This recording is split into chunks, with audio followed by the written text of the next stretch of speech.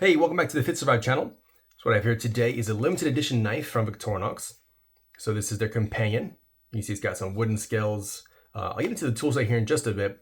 But basically what I'm going to be doing is I'm going to be modifying this knife. We'll be taking it apart.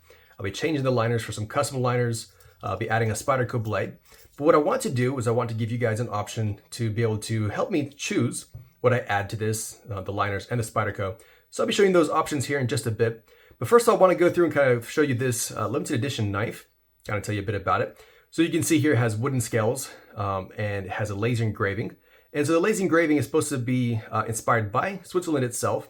So you see it's got some cows here in the front. You have some bells. Then down below, it's got like this mountain range.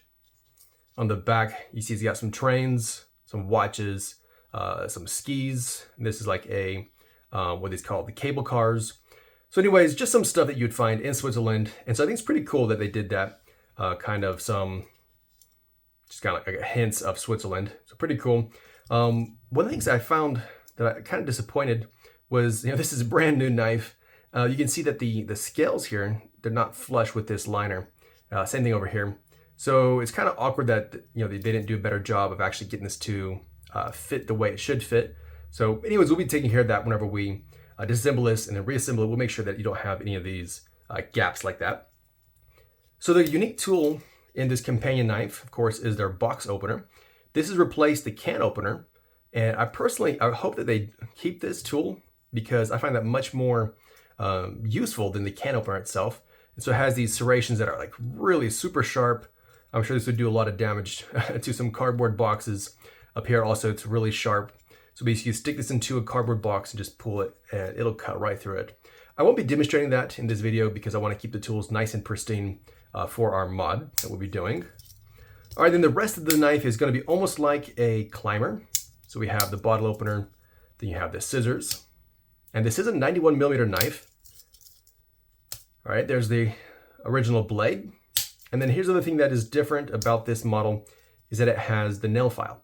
Now this is something that you would find on the 84mm Cadet. So they've placed this in place of the small knife, which usually goes on 91mm knives.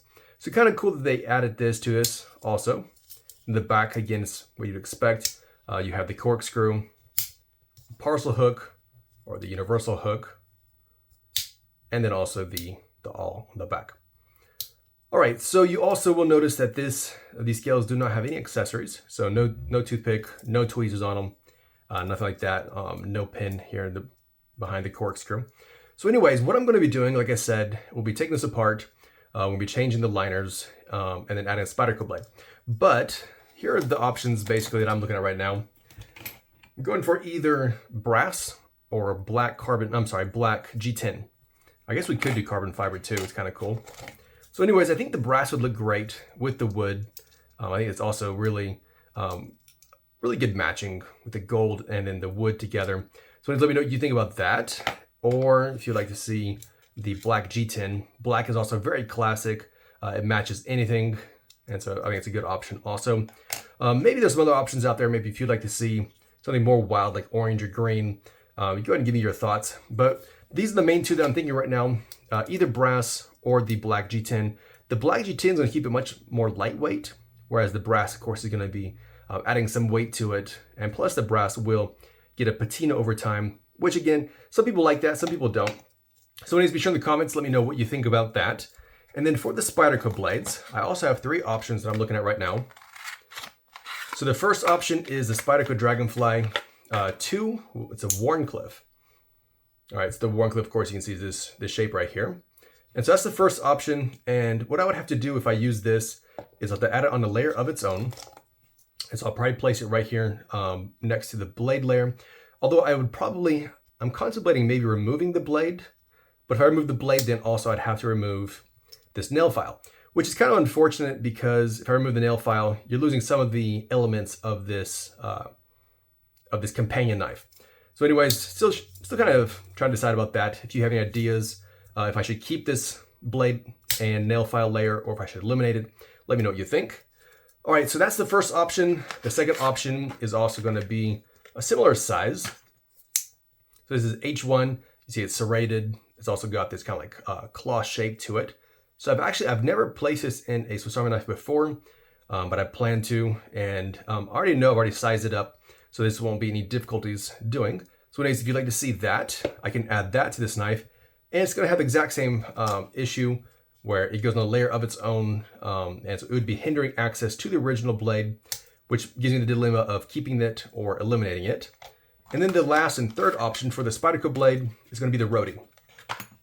Now, what I like about the roading is that it doesn't take up nearly as much space as these larger blades do. It won't protrude as much, and so it'll stick out just higher maybe than this original blade kind of sticks out right there. And so basically just this top section right here where this little indentation is. And so it's perfect for accessing that. I've actually used it before. If you've seen that video, if you haven't, be sure to go back and watch that. It's pretty cool. So anyways, I could add this. It'd actually be facing, if I remember correctly, this direction. And so what it would do is be right here, would be one more element that you could just like pinch and pull open. So if you'd like to see me add that, let me know, I can add that. The advantage of it is that it won't hinder access to this blade. And so I'd be adding a fourth layer. Whereas if I add one of these two, I'd probably eliminate this layer and it'd still be 3 layers, but with the Spyderco blade. So anyways, those are the 3 options. And so let me know in the comments of the video what you would like to see, which one of these Spyderco blades you would like to see in this knife, and then also which of the liners you'd like to see. If there's a different knife out there from a Spyderco that I've used before that maybe you'd like to see in here, feel free to give your own ideas, but I'm trying to streamline it between these options, and then I'll listen to what you guys have to say and go through it. And then next week, I'll start building this and we'll be posting the video. So anyways, thanks for watching. Don't forget to let me know in the comments your opinion, what you like best. And if you haven't subscribed, be sure to subscribe so you won't miss my next video.